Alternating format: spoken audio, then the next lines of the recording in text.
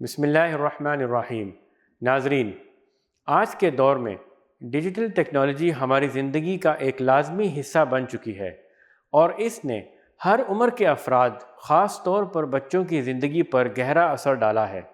Mobile phone, computer, social media اور games نے بچوں کی روزمرہ کی سرگرمیوں اور ان کی تربیت کے طریقوں کو بہت حد تک بدل دیا ہے۔ اسلام ایک جامع دین ہے جو بچوں کی روحانی، اخلاقی اور جسمانی تربیت کی مکمل رہنمائی فراہم کرتا ہے اور ہمیں یہ سکھاتا ہے کہ ہم بچوں کی تربیت میں کس طرح توازن اور احتیاط برت سکتے ہیں، خاص طور پر اس جدید ڈیجیٹل دنیا میں۔ اللہ تعالیٰ قرآن مجید میں فرماتے ہیں، اے ایمان والو، اپنے آپ کو اور اپنے اہل و عیال کو اس آگ سے بچاؤ جس کا ایندھن لوگ اور پتھر ہیں۔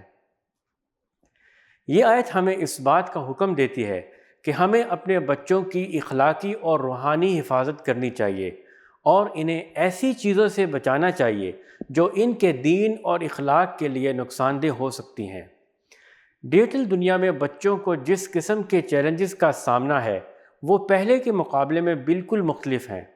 انٹرنیٹ اور سوشل میڈیا کی دنیا میں معلومات کا بہاؤ انتہائی تیز ہے اور اس کے ساتھ ساتھ غلط معلومات، غیر اخلاقی مواد اور بچوں پر منفی اثر ڈالنے والے عوامل کا سامنا بھی زیادہ ہو گیا ہے۔ اس لیے بچوں کی تربیت میں والدین کا کردار اور ذمہ داری مزید بڑھ جاتی ہے۔ مثال کے طور پر سوشل میڈیا پر بچوں کو غیر مناسب مواد یا غلط قسم کے لوگوں سے واسطہ پڑ سکتا ہے جس سے ان کے اخلاق اور ذہنی حالت متاثر ہو سکتی ہے۔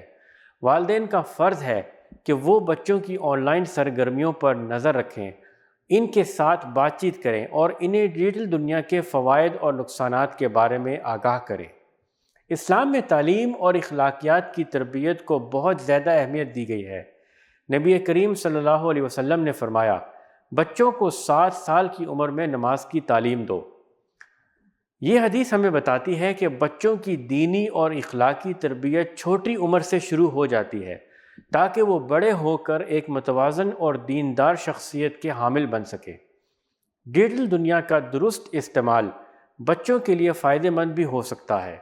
والدین کو چاہیے کہ وہ بچوں کو انٹرنیٹ اور سوشل میڈیا کے مثبت استعمال کی طرف مائل کریں تاکہ وہ اپنی تعلیمی اور ذاتی صلاحیتوں کو بہتر بنا سکیں۔ لیکن اس کے ساتھ ساتھ والدین کا یہ بھی فرض ہے کہ وہ بچوں کو ڈیجیٹل دنیا کی حدود اور اصول بتائیں۔ مثال کے طور پر بچوں کو یہ سکھانا چاہیے کہ انٹرنیٹ پر وہ صرف تعلیمی مواد دیکھیں اور غیر ضروری یا نقصان دہ سرگرمیوں سے دور رہیں۔ والدین کو چاہیے کہ وہ بچوں کے آن لائن وقت کو محدود کریں اور انہیں حقیقی دنیا میں کھیلنے، پڑھنے اور خاندان کے ساتھ وقت گزارنے کی ترغیب دیں۔ اسلام ہمیں یہ بھی سکھاتا ہے کہ والدین اور بچوں کے درمیان مضبوط تعلقات ہونے چاہیے۔ نبی کریم صلی اللہ علیہ وسلم بچوں کے ساتھ نرمی اور محبت سے پیش آتے تھے اور ان کی باتیں غور سے سنتے تھے۔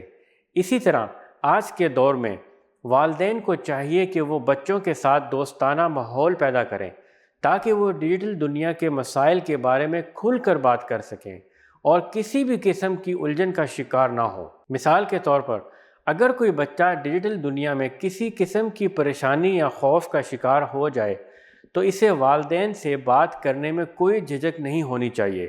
والدین کو بچوں کی حوصلہ افزائی کرنی چاہیے کہ وہ اپنے آن لائن تجربات کے بارے میں کھل کر بات کریں تاکہ انہیں وقت پر درست رہنمائی فراہم کی جا سکے۔ ناظرین، اسلام ایک ایسا دین ہے جو ہر دور کے چیلنجز سے نمٹنے کے لیے رہنمائی فراہم کرتا ہے۔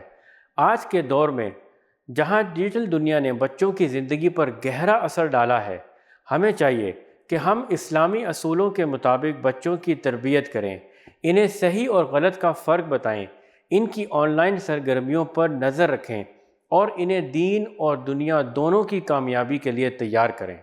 اللہ تعالیٰ ہمیں اپنے بچوں کی صحیح تربیت کرنے اور ان کی حفاظت کرنے کی توفیق عطا فرمائے۔